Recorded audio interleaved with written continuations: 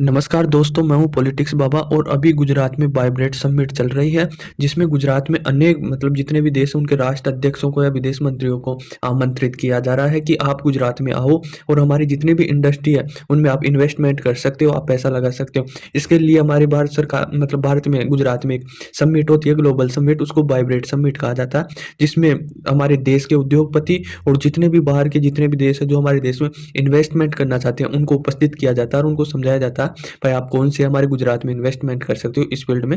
और इसमें गुजरात में कुबेर का खजाना खुल गया, इतनी इन्वेस्टमेंट आए भाई, गुजरात के तो भाग खुल गए, अलग नेक्स्ट लेवल पर इन्वेस्टमेंट आई है। अब मैं आपको बता दूं कि गुजरात में जो इन्वेस्टमेंट आई है ना, उसको आमंत्रित करने के लिए एक यूएई के राजा है हमारे, और यूएई के संबंध काफ़ी अच्छे हैं और ज़बरदस्त है। और जो इसको है ना एयरपोर्ट से लाया गया है यूएई के राजा को, तो उसके रोड शो में काफ़ी खतरनाक भीड़ थी और नरेंद्र मोदी ने अपनी गाइडलाइंस तोड़ के उसको लेने रिसीव करने एयरपोर्ट पे जाते हैं और ट्विटर पे welcome to India my brother करके वो पोस्ट डालते हैं। तो इसमें काफ़ी एनर्जी होती है और काफ़ी पॉजिटिव प्रभाव आता है, क्योंकि आप जानते हो कि हमारे भारत में इन्वेस्टमेंट कर सकता है, भारी इन्वेस्टमेंट कर सकता है भाई यूएई एक देश है जिससे काफ़ी अच्छी इन्वेस्टमेंट आती है भारत में।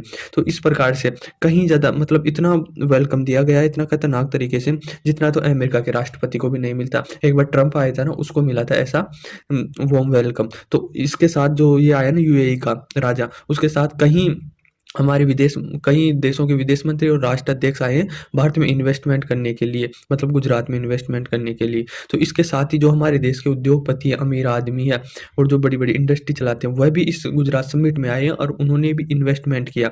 अब देखो, विदेशों से काफ़ी ज़्यादा इन्वेस्टमेंट आई है गुजरात में, 62 अरब डॉलर का इन्वेस्टमेंट करने का वादा किया नरेंद्र मोदी से। जितने भी ये बाहर से आए बाहर से जो विदेश मंत्री आए कई देशों के और 5 देशों के राष्ट्र अध्यक्ष आए, उन्होंने कहा है कि हम भारत में 62 अरब डॉलर का इन्वेस्टमेंट करेंगे। आप भारत के रुपए में लगा लो 5 लाख करोड़ का इन्वेस्टमेंट गुजरात में आया, तो गुजरात के तो भाग खुल गए। उधर मुकेश अंबानी ने भी कहा है, इन्वेस्टमेंट करने के लिए ये कहा है कि हमारी जो टोटल इन्वेस्टमेंट है ना, वैल्यू है कंपनी की, रिलायंस की, वह 12 लाख करोड़ रुपए। तो उस 12 लाख करोड़ में से हम 1/3 गुजरात में इन्वेस्टमेंट किया। देखो, शुरू से ही अंबानी तो इसमें इन्वेस्टमेंट कर रहा है गुजरात में। और जो इसकी रिफाइनरी है ना जामनगर में, वह भी गुजरात में ही है, तो उससे भी काफ़ी ज़्यादा फायदा हुआ गुजरात को रोजगार में और इकोनॉमी में। तो ये काफ़ी ज़्यादा। उसके साथ ही उन्होंने बोला है कि हम पहली बार कार्बन फाइबर की सुविधा यहाँ पर लॉन्च करेंगे और इसका जल्दी ही काम शुरू करेंगे। ये मुकेश अंबानी ने कहा है इस गुजरात समिट में, फाइव वाइब्रेट गुजरात समिट में ना, उसमें। अब अडानी भी आए थे, अडानी ने कहा है कि हम इसमें 2 लाख करोड़ से ज़्यादा का निवेश करेंगे 5 साल में और 1 लाख से ज़्यादा नौकरियां देंगे इसमें। अडानी ने भी खुल के इन्वेस्टमेंट किया है और खुल के नौकरियां बांटी है। इन्होंने कहा है कि कच्छ की खावड़ा ना, खावड़ा, उसमें हम हरित ऊर्जा का एक पार्क बनाएंगे जो दुनिया का नंबर 1 होगा और उसमें $100 बिलियन, आप मायने लगाए $100 बिलियन कितने होते हैं, उसका इन्वेस्टमेंट करेंगे। उधर टाटा की कंपनी निकल के आती है टाटा की कंपनी निकल के आती है कि हम 20 मेगावाट की जो जितनी भी लिथियम की बैटरियां बनती है वो यहाँ गुजरात में बनाएंगे और यहाँ पर इन्वेस्टमेंट ज़बरदस्त करेंगे। गुजरात में जो भी आया ना, भर भर के इन्वेस्टमेंट दे रहा है। उधर सुजुकी मारुति है कंपनी, जानते हो कि मारुतियाँ बनाती है, गाड़ियाँ बनाती है, उन्होंने भी कहा है कि हम इसमें इन्वेस्टमेंट करेंगे, 35,000 करोड़ का इन्वेस्टमेंट करेंगे। तो ये भी काफ़ी ज़्यादा है। और अभी तो ये 10 से 12 जनवरी तक चलेगा, तो आज 11 जनवरी है, तो यहाँ तक ही इतना इन्वेस्टमेंट आ चुका है, अभी और आना बाकी है। तो गुजरात की तो कुबेर का खजाना खुल गया, इन्वेस्टमेंट काफ़ी दबा के आई है। तो इससे ये जो 62 अरब डॉलर का इन्वेस्टमेंट आया ना, ये गुजरात में ही नहीं, जो भी उनको अच्छी इंडस्ट्री लगेगी भारत में, जो भी अच्छा राज्य लगेगा, जो भी अच्छी कंपनी लगेगी, उसमें इन्वेस्टमेंट करेंगे। ये हालांकि ये नहीं है कि ये गुजरात में ही होगा, नहीं, ऐसा नहीं है, ये कहीं भी कर सकते हैं इन्वेस्टमेंट, पर होगा भारत में ही। और जो ये अडानी अंबानी कर रहे हैं, ये गुजरात में इन्वेस्टमेंट करेंगे, ये इनके हैं। सिंगापुर है, सिंगापुर ने भी 7 अरब डॉलर का इन्वेस्टमेंट किया है और उन्होंने बोला है कि हम जो कृत्रिम बुद्धि है, एआई है, उसमें इन्वेस्टमेंट करेंगे।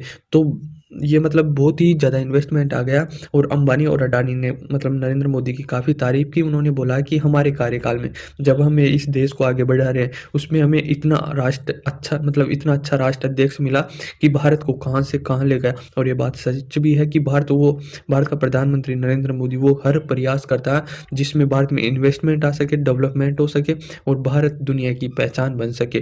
तो भारत में प्रधानमंत्री का वैसे भी ऑरा बहुत बढ़िया बड़ा है दुनिया में सबसे अच्छे प्रधानमंत्री माना जाता है ये नरेंद्र मोदी। तो आई होप आपको समझ में आएगा कि गुजरात में मतलब नरेंद्र मोदी इन्वेस्टमेंट करने के लिए जितने भी देशों को बुलाया गया वहाँ के विदेश मंत्रियों को, हालांकि और आएंगे और आएंगे अभी इन्वेस्टमेंट। तो ये इतनी ज़्यादा तो इन्वेस्टमेंट आ चुकी है भाई, बहुत ज़बरदस्त इन्वेस्टमेंट है। गुजरात के तो भाग अलग ही लेवल पे खुले हुए हैं और अभी तो और आनी बाकी है इन्वेस्टमेंट। तो आपको जो जितनी भी आएगी ना पूरा फाइनल ये सबमिट होगा 12 जनवरी को कंप्लीट ये सबमिट हो जाएगा। उसमें मैं एक अपडेटेड वीडियो बनाऊंगा कि टोटल कितनी इन्वेस्टमेंट आई है और कितनी वो आई है।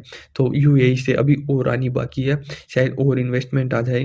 तो जी जो भी आती है इन्वेस्टमेंट मैं आपको बताता हूँ। ये भी काफ़ी ज़्यादा इन्वेस्टमेंट आ चुकी है गुजरात में। तो धन्यवाद, आपको समझ में आया होगा। थैंक